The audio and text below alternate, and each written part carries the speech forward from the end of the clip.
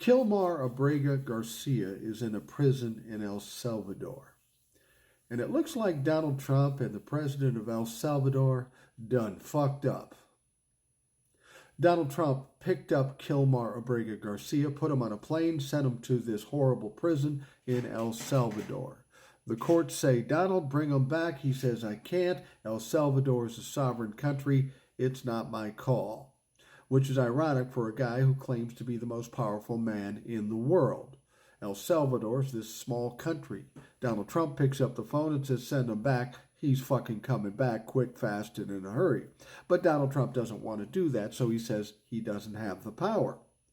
Well, then, when the president of El Salvador was talked to when he was in this country, he says, I don't have the power to release this guy from prison.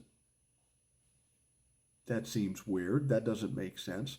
But here's what happens.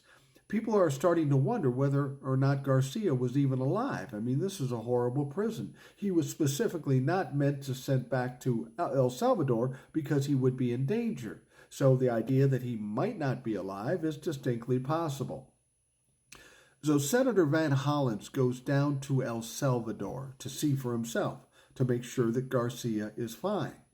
First thing they do is they stop him from even entering the prison, even though Kristi Noem was standing there taking selfies a few weeks before. But they wouldn't let him in, wouldn't let him see Garcia, wouldn't even let him talk on the phone. Well, the heat about the safety of Garcia got pretty hot. So then what happens? Van Hollen keeps pushing, and then the government of El Salvador says, okay, you can meet with Garcia to prove he's alive, trying to get the heat off their back. So how does that happen? From all I can tell, it looks like they released Garcia from prison and sent him to a restaurant where he met with Van Hollen.